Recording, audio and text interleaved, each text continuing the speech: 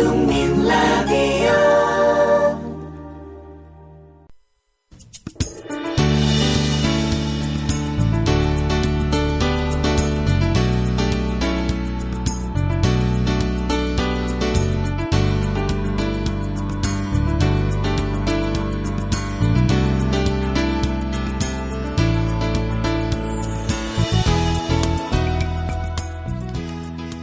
노혜경의 그 옆새.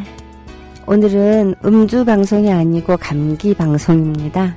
네, 여러분들 정말 날씨가 갑자기 추워졌습니다. 이렇게 추워질 때면 조심하셔야 돼요.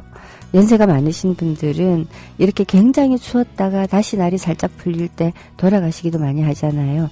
예, 다들 건강관리 잘 하셔서 이 풍진 세상이지만 주어진 목숨만큼은 제대로 살고 가도록 해보십시다. 자, 전하는 말씀 듣고 돌아와서요. 계속 이어가 보도록 하겠습니다. 예, 어젯밤에는요, 아이고, 죄송합니다. 어젯밤에는, 최저 기온이 마이너스 23도까지 내려갔다고도 해요. 자, 이 추운 날씨에, 소녀상을 지키느라고 바깥에서 노숙을 하고 있는 우리 아이들을 생각하니까, 예, 정말 마음이 무겁습니다. 아이고. 사실 안 해도 될 고생을 사사하게 만드는 이러한 구조에 대해서 어른들이 정말 많이 부끄럽다라고 말만 합니다. 말만 하는데 어떻게 해야 될지를 우리가 사실 잘 모르잖아요. 이럴 때 참으로 우리 자신이 과연 누구일까를 성찰해 보면서 방법을 찾아내기 위한 노력을 말로는 또 가열차게 해야 된다고 합니다. 예, 그야말로 말로는입니다. 근데 사실 이게 말이 되게 중요해요. 제가 이렇게 북한에 대해서, 우리가 좀 더 이해를 해야 되겠다라는 얘기를 참 많이 하고 있는데요. 요즘 들어서는 통일에 대비하기 위해서라고 하는 말은 조금 허무하게 들립니다. 과연 북한도 그렇고 남한도 그렇고 통일의 의지가 있을까? 북한 이미 3대 세습이잖아요. 3대째 가고 있습니다. 예, 그래서 북한을 중심으로 해서 생각해보면 되게 설명하기가 쉬운데, 김일성 세대는 일제에 맞서가지고, 우리 조선의, 우리 대한민국의 독립을 위해서, 항일 무장투쟁을 했던 세대입니다. 예, 그러므로 이 세대들은 남한이고 북한이고 할 것 없이, 남한에 있는 사람이든 북한에 있는 사람이든 할 것 없이, 일제에 의해서 점령되었던 우리 조국이 해방이 되었는데 왜 두 조각이 나야 된단 말이냐. 하나로 합쳐야 된다. 이러한 열망이 굉장히 강렬했던, 예, 그런 세대입니다. 사실 6.25 전쟁이 이 침략 전쟁이라기보단 일종의 내전인데요. 분명히 북쪽에서 남쪽을 침공했습니다마는 북쪽 사람들의 의식 속에는 여전히 미제의 점령 지역인 같은 민족, 예, 우리 동포를 해방시키러 간다라고 생각하는 마음이 있었다는 거죠. 자, 이 생각에 대해서 우리 남한 사람들의 입장에서 볼 때는 참혹한 전쟁을 일으켜서 그 통일하는 것이 과연 필요한 것이냐 이런 생각도 할 수 있습니다. 하지만 북한 사람들은 그렇게 생각했다는 거죠. 예, 조국 해방, 민족 해방 전쟁이었다. 예, 조국 통일은 민족 해방이다. 이런 그 도식이 등식이 있었고. 그리고 이러한 등식에 대해서 이 세대의 연세 많으신 분들은 조금 동의하든 많이 동의하든 대부분 동의하는 것 같습니다. 단지 북쪽을 중심으로 해서 통일할 것이냐, 남쪽을 중심으로 해서 통일할 것이냐, 이 생각만이 중요한 거죠. 당연히 북쪽 사람들은 자기네들이 이 남반부를 그 미제의 소나기에서 해방시켜서 북쪽의 체제로 통일한다. 이게 통일이라고 생각할 때고, 우리 입장에서는 북쪽을 자유민주주의 체제로 변화시켜서 통일하는 것이 진정한 통일이라고 생각하죠. 그럼 통일의 그 개념도 이렇게 서로 상반되고, 그리고 통일의 방법에 대해서도 전쟁을 통한 통일이냐 아니면 점진적인 접근에 의한 통일이냐, 이런 방법론에 있어서도 굉장히 서로 다르고 해서 통일 논의를 진행하기가 굉장히 어려움에도 불구하고 그 세대는 통일해야 된다는 생각이 이건 감정적 차원에서 있다, 정서적 차원에서 있다라고 봐야 되겠죠. 그러니까 지금 연세가 80 넘어가는 노인들에게 통일이라고 하는 것은 이건 너무나 물질적인 겁니다. 물질적인 것이라고 해서 뭐 통일 대박, 통일되면 지하자원 뭐 3,000조가 우리 것 뭐 이런 식의 그 관념이라는 것이 아니고요.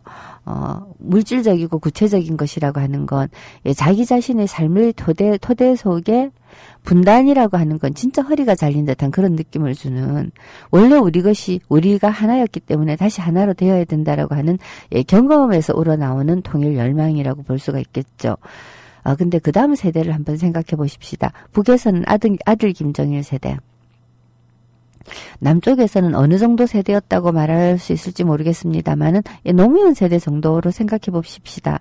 자, 이 정도 세대에서 통일은 관념적인 겁니다. 제가 관념적인 것이라고 해서 통일이 아쉽지 않다, 통일을 원하지 않는다라는 뜻이 아니고, 자, 우리 이 세대의 머릿속에 들어있는 통일이라고 하는 것은 당연히 우리가 원래 하나의 영토였기 때문에 다시 하나의 영토로 합쳐져야 된다라고 하는 일종의 당위로서의 통일이라는 것이죠. 그리고 통일을 하게 되면 어떤 이익이 있다라는 것도 계산이 뽑혀 나옵니다. 아시다시피 남쪽 사람들은 통일을 하면 북쪽의 지하자원에 남쪽의 이 숙련된 인력 이런 식으로 말을 하지만 그건 굉장히 얄팍한 생각이고요. 그냥 저 같은 시인도 통일이 되면 뭐가 좋으냐라고 물으면 정말 너무 아무 생각 없이 이렇게 대답합니다. 지금은 5천만 정도의 3제 독자가 있는 문학시장이 최소한 7천만 독자로 넓혀질 것이고요. 그리고 통일이 된 조국의 힘이 세워진다면 미국이라든가 중국이라든가 또는 유럽에 나가 있는 우리의 동포들이 그 나라 말을 열심히 배우고 익히고 하는 것 못지않게 우리말로 생활해도 아무런 지장이 없는 그런 정도의 국력이 생기잖아요.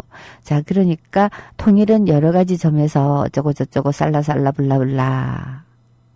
자, 이 얘기를 곰곰이 따져보면 우리 세대 내지는 저희 세대, 이제 60살 되는 저희 세대와, 그리고 그보다 좀 위의 세대, 지금 80살 이전 정도까지의 세대들, 정도의 머릿속에 있는 통일은, 굉장히 계산적인 거라는 거죠. 예, 통일하면, 당위적으로도 역사적으로도 통일이 순리이고, 그리고 통일하면 생겨날 많은 이득들이 있고, 그래서 분단 비용보다 통일 비용이 싸다라고 하는 그러한 생각들도 있고 해서 경제적, 사회학적, 경제학적, 사회학적 또 이런 그야말로 학술적 차원에서의 통일 지향이라고나 할까요? 제가 이 학술적이라고 해서 강단에서 가르친다는 뜻이 아니라 많이 관념적이라는 뜻이죠. 근데 저보다 한 10년 정도 아래만 내려가도 생각이 엇갈립니다. 한 20년 아래로 내려가면 통일이 왜 필요한지 모르겠다가 되는 경우가 참 많아요.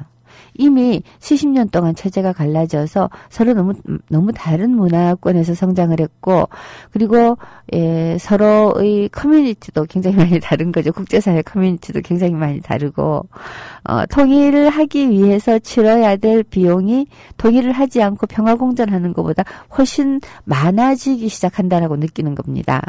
김정은을 중심으로 해서 생각해 본다면 할아버지는 강력한 통일 욕구를 지니고 있었고, 아버지는 통일해야 한다는 당위를 지니고 있었습니다.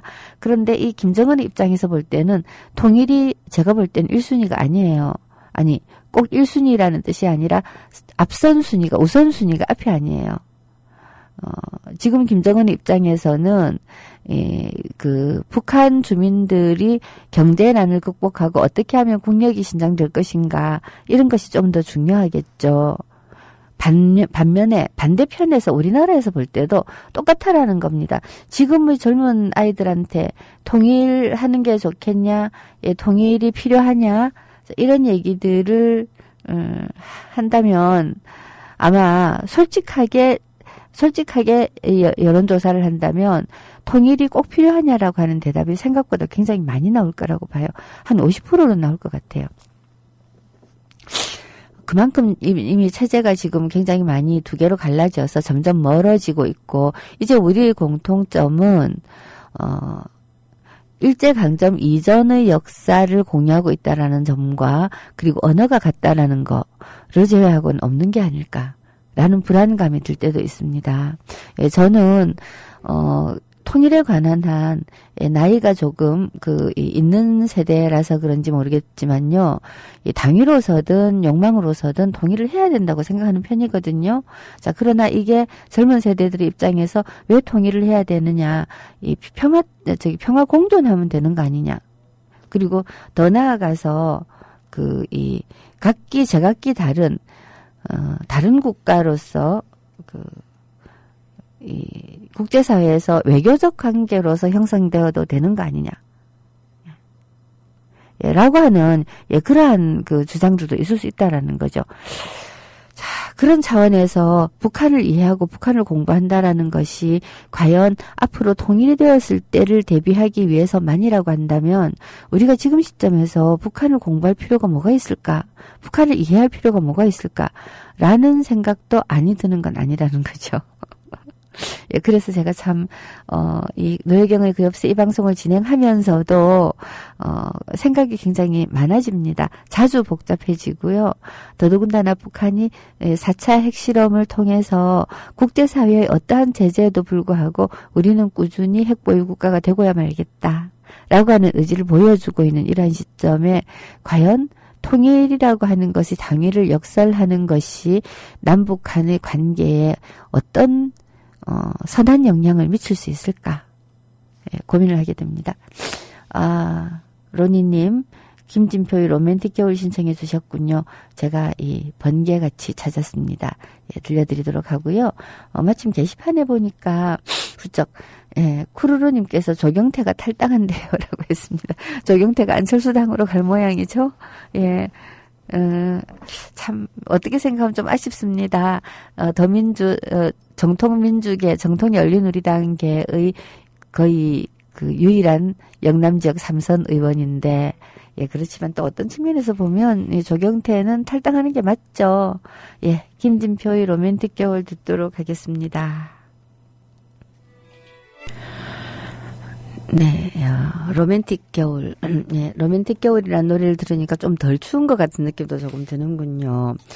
제가 청소년 참 젊은 층을 조사를 해보면 통일 안 했으면 좋겠다가 한 50% 가까이 나올 거다라고 이렇게 말씀을 드렸는데, 오케이 마리님께서 통일부 교육부 공동조사로 통일 필요하다가 인식이 높아졌고, 청소년 54%가 남북 통일되면 한국 사회가 더 좋아질 것이라고 했다. 라고 하는 기사를 소개를 해주셨습니다.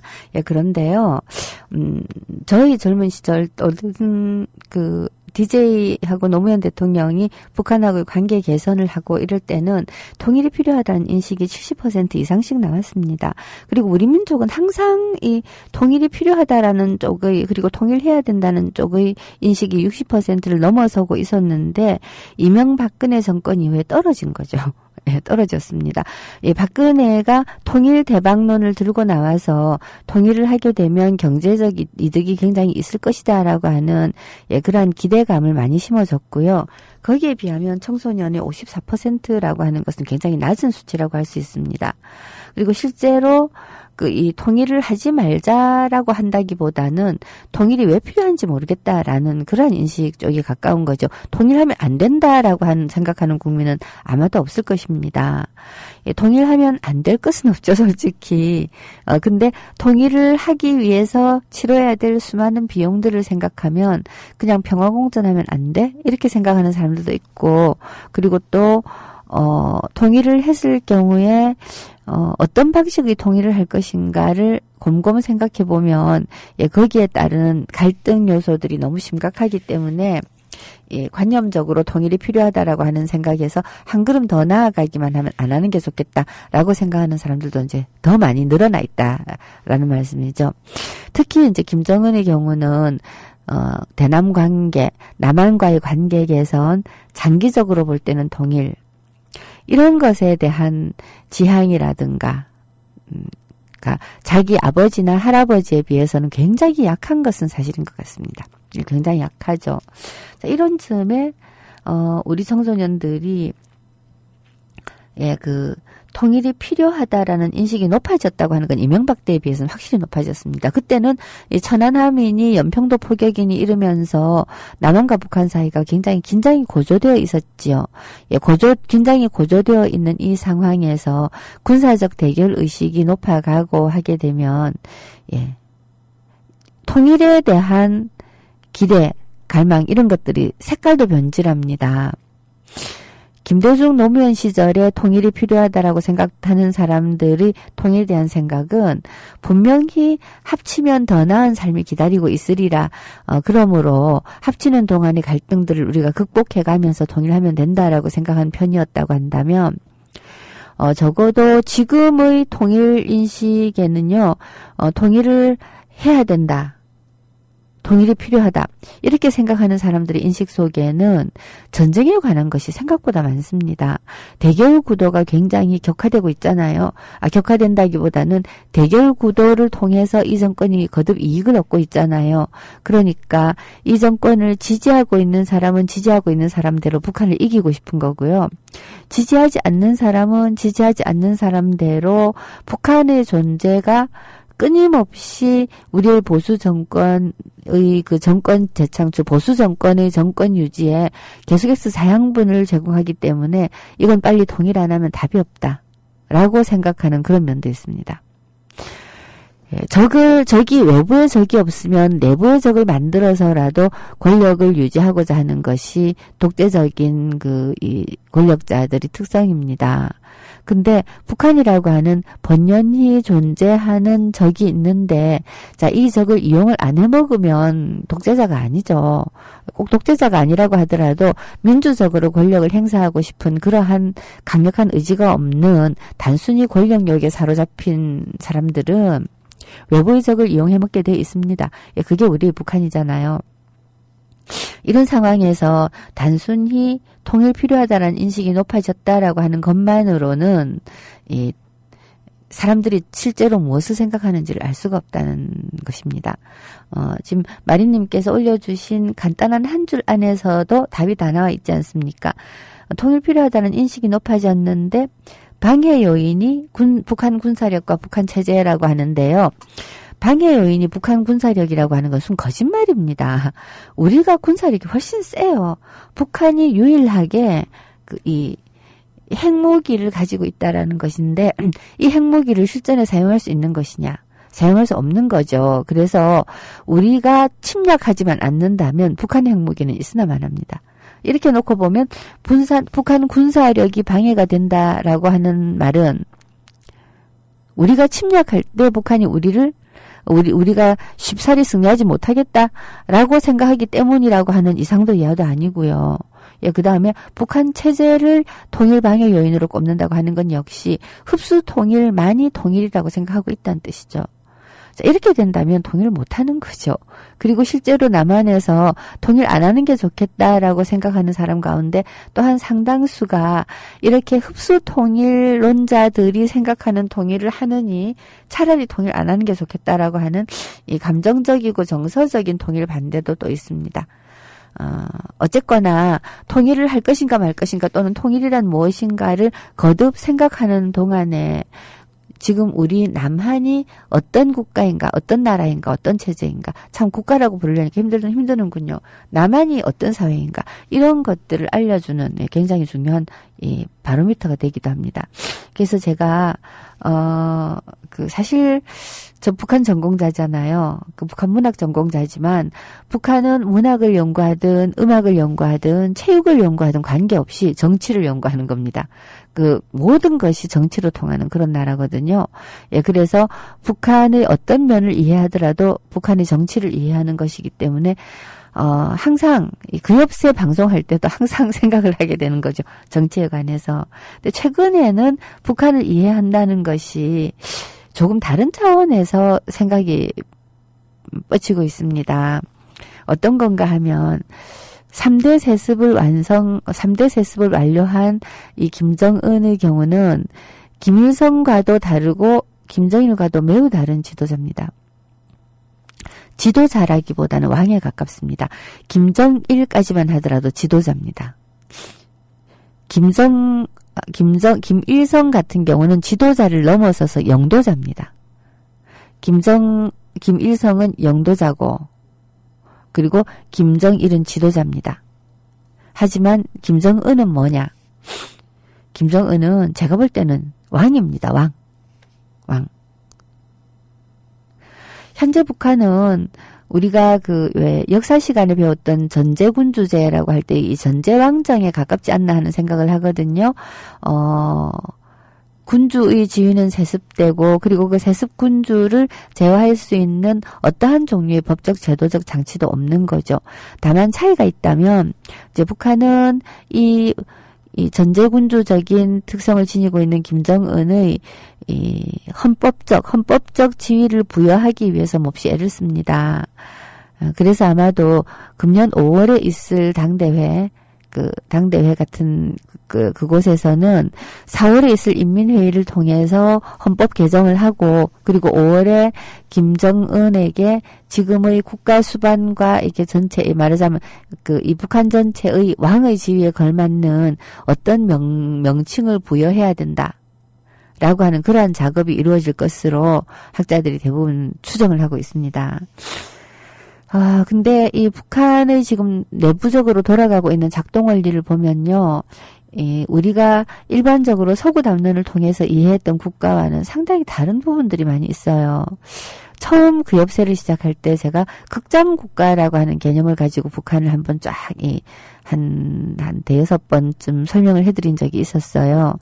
극장국가라고 하는 건 되게 다소간 이 근대적이지 않은 정근대적 사회에서 무력이 아닌 방식으로 국가 공동체를 통합하고 통치해가는 임금들이 어떤 식의 수법을 많이 썼는가 하는 걸 원칙 공동체 사회를 조사를 해서 인류학자들이 만들어 놓은 개념인데, 일종의 세레모니를 통해서 어떤 예식과 어떤 절차와 그 다음에 쇼잉, 보여주기, 이런 것들을 통해서 국민들이 마음속에 경외심을 불러일으키고 감탄을 불러일으키고, 그러한 감탄을 통해서 국가를 통치해가는 그런 나라를 극장국가라고 하는데요.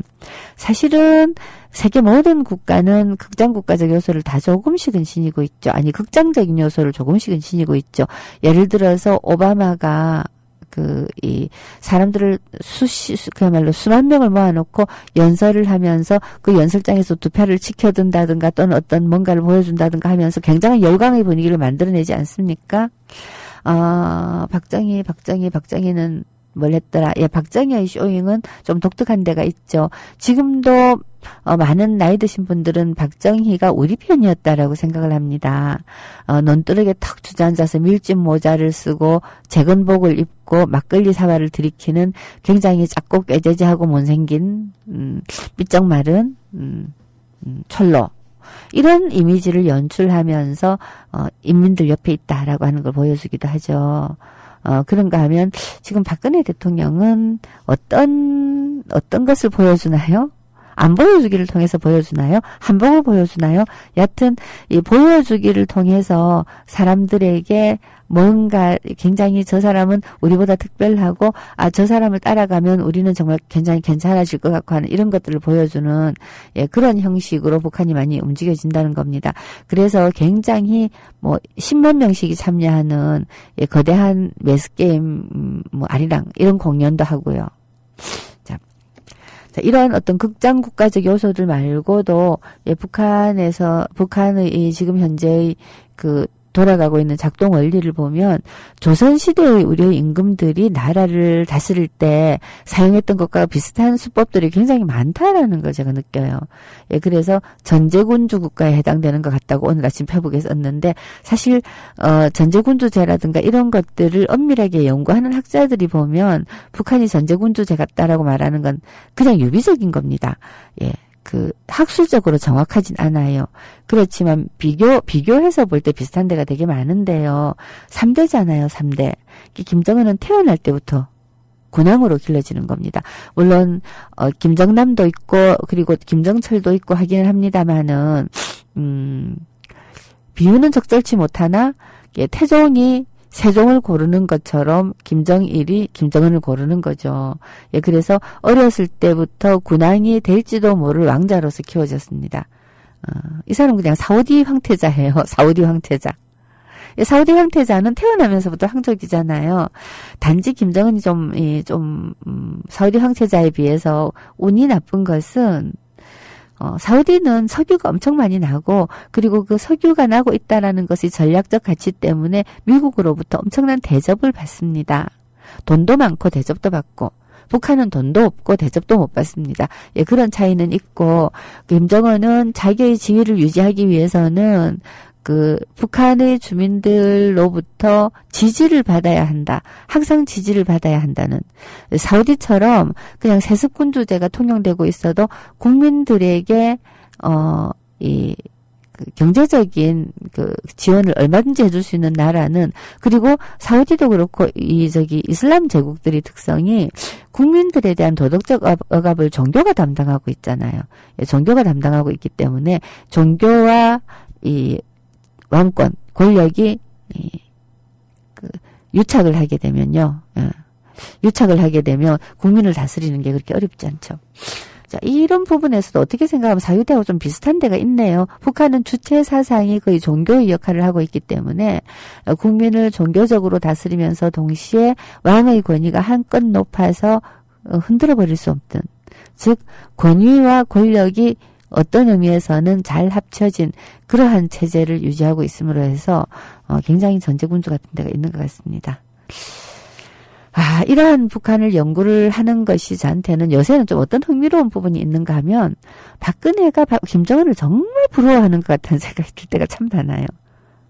정말 부러워한다. 자기는 태어나기를 공주로 태어났는데 왜 내가 계속해서 대대손손 임금할 수 없는 거야. 이런 생각을 하고 있을지도 모르겠다는 생각이 들어요.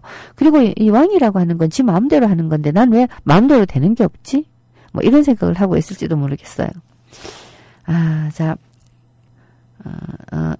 마리님이 또 이렇게 말씀하시는군요. 선거 때마다 북풍북풍 하는 꼴이 보기 싫어서 통일이 되었으면 하는 분들도 계시더라고요 하는데, 그 말도 진짜 맞습니다. 사실 이 분단 체제로부터 정말 이익을 얻는 거죠. 북풍북풍 하는 게.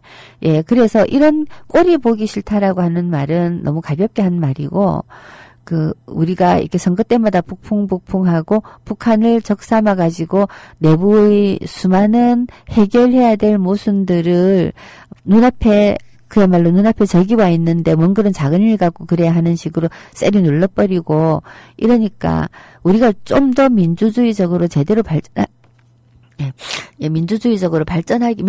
발전하기 위해서도 북한 문제는 해결하고 넘어가야 되는 거니까, 그러니까 통일을 해야 하지 않겠나라고 생각하는 분들도 굉장히 많습니다. 사실 통일을 원한다라고 하는 것은 굉장히 다양한 층위가 있고, 통일을 차라리 하지 말자라고 하는 축도 사실은 다양한 층위가 있는 것이지요.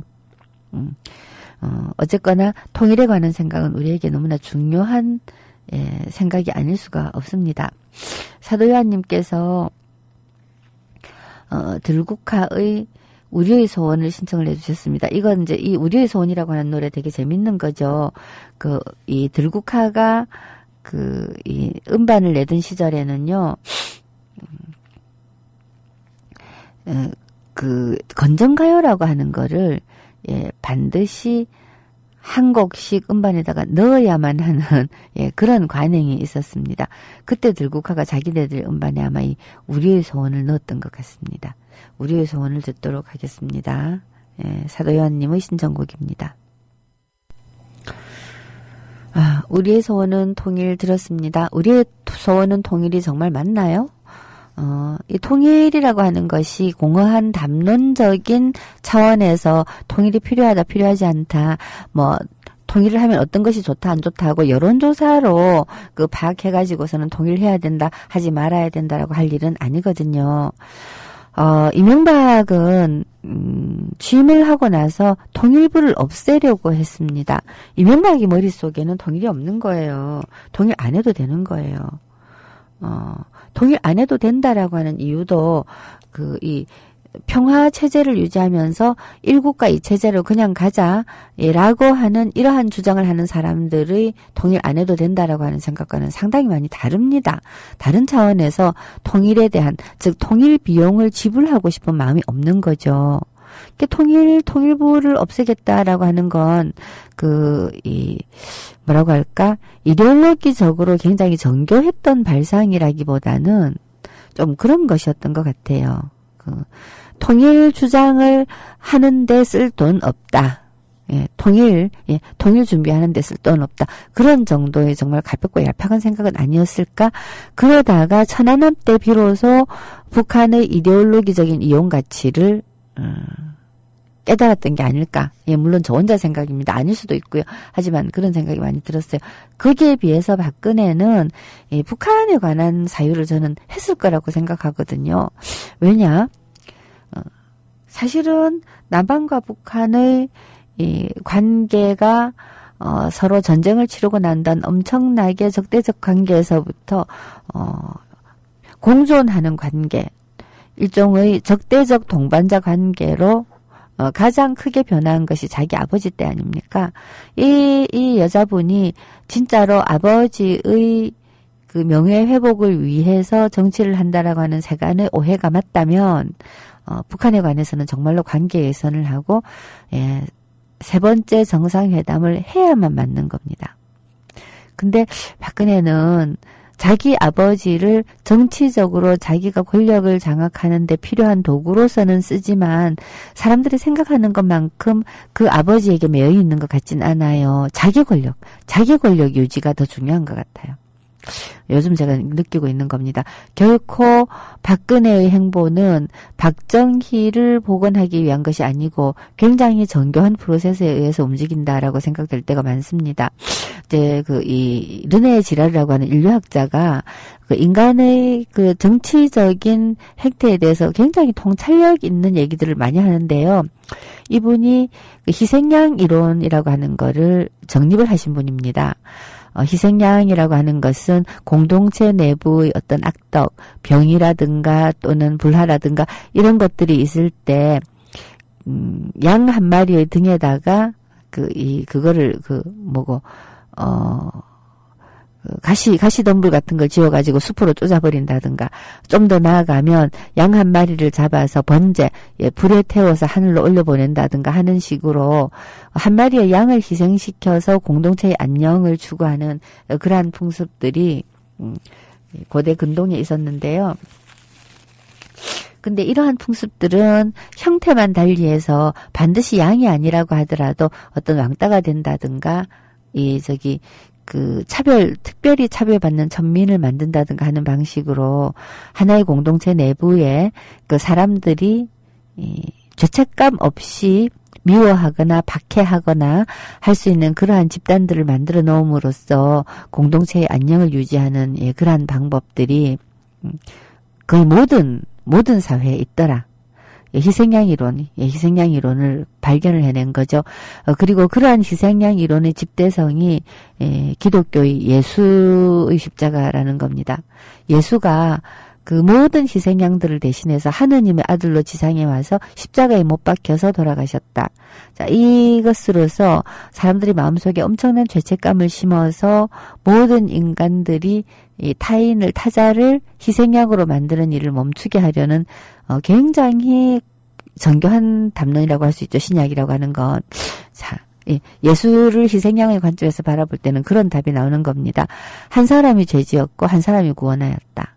이때 한 사람 아담이잖아요. 아담이 이브한테 꼬시켜가지고 선악과를 따먹는 바람에 하느님의 명을 어겼고, 그래서 인간에겐 죽음이 왔고, 그런데 예수가 그 모든 죄를 짊어지고 십자가에 못 박혀서 돌아가시고 사흘 만에 부활함으로써 모든 인간을 원죄에서 해방시켰고, 이런 담론인 거죠. 이런 생각들이 사람들을 지배하는 힘은 생각보다 굉장히 막강해서요. 그 희생양이라고 하는 것을 없애기 위한 기독교의 교리는 어떻게 보면 우리 인류가 만들어 놓은 다양한 종교적 그 이념들 가운데서 가장 정치적으로 발달한 것이 아닐까 하는 생각이 듭니다.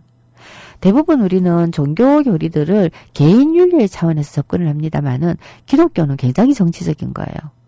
굉장히 공동체적인 거고요. 예, 개인 구원이라고 하는 거는 저는 그렇게 생각합니다. 그 개신교 일각에서는 내 마음을 잘 다스리고 잘 닦아서 하느님을 믿으면 천국 간다 이런 식으로 가르치는지 모르겠지만 기본적으로 그 그리스도교라고 하는 것은 정치 종교입니다. 근데 이러한 잠깐만 이야기가 좀 옆으로 지금 새고 있군요.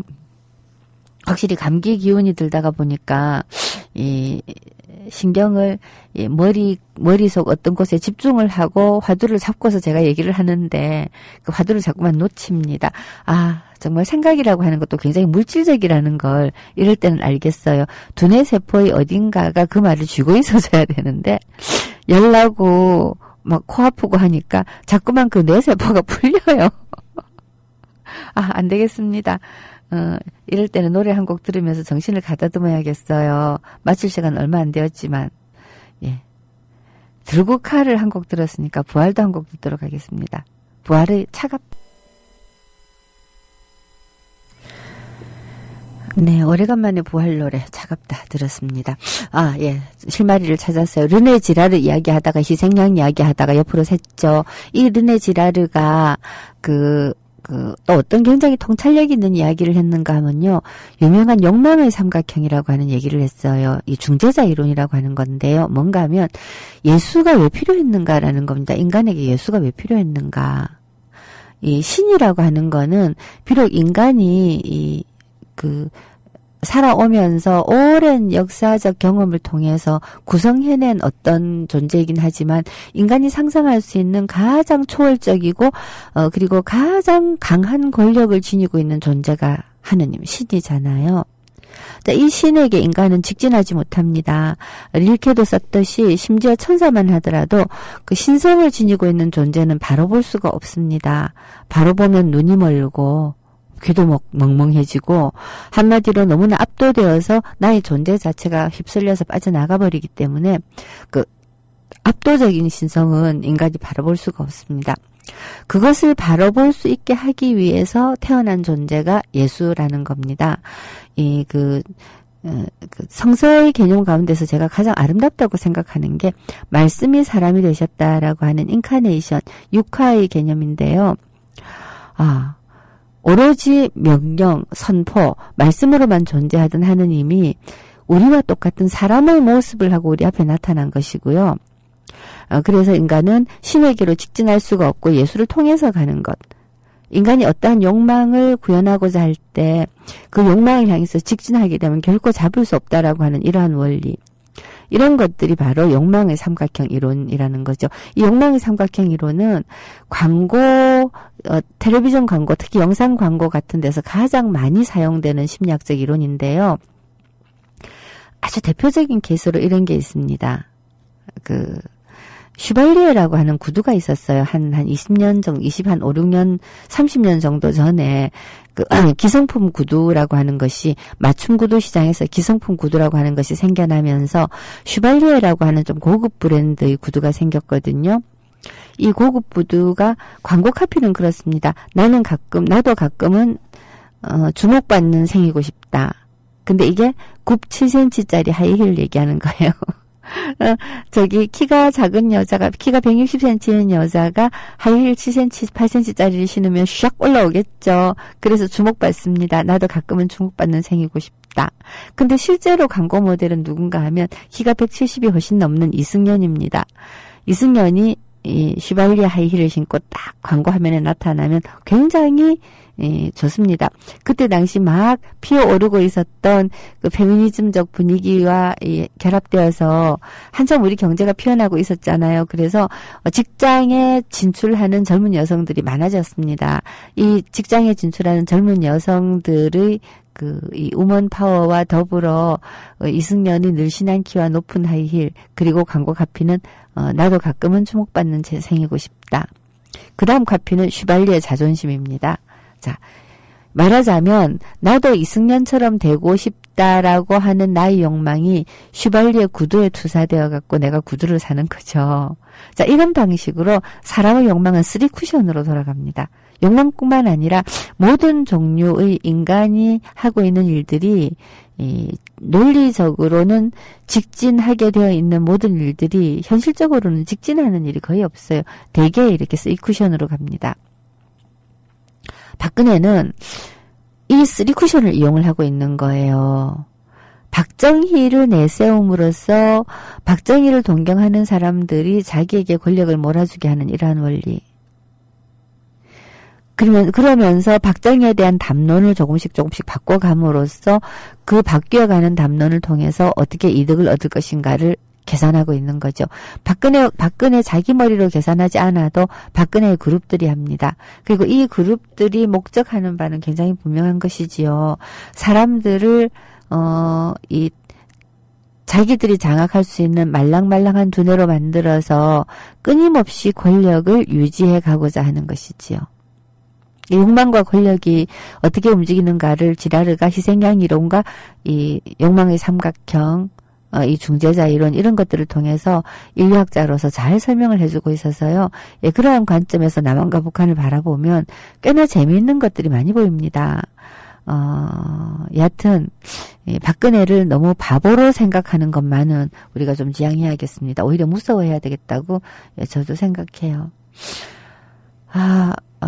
이 독감 없는, 쉼표 없는 우리님께서 독감으로 고생하셨군요. 저도 지금 고생하고 있는 것 같아 보입니다. 달구지님, 오케이마리님, 사도요한님, 다은아빠님, 그리고 로니님, 또 누가 오셨나? 예, 쿠루루님, 해님처럼님, 등등등등, 예, 다들 감사합니다. 내일은 조금 더 나아서 와야 될 텐데, 내일도 이 지경이면 어떡하죠? 오늘 정말 저희 고맹맹이 소리에다가 중간에 실수로 재채기 한 것까지 들으셨는지 모르겠어요. 예. 시그널 틀어놓고 인사드려야죠.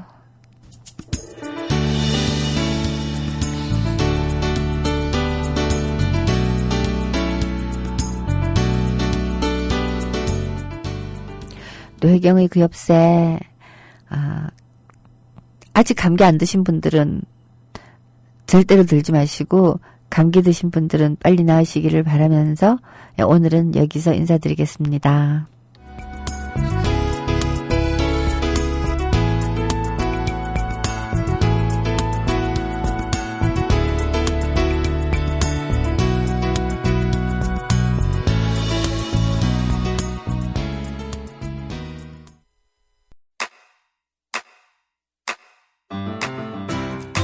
국민 라디오 지지하는 4가지 방법 아시나요? 다운로드하기, 별점 주기, 댓글 달기, 구독하기. 국민 라디오를 보다 많은 이들에게 전할 수 있는 가장 손쉬운 방법. 다운로드하기, 별점 주기, 댓글 달기, 구독하기. 잊지 마세요. 다운로드하기, 별점 주기, 댓글 달기, 구독하기.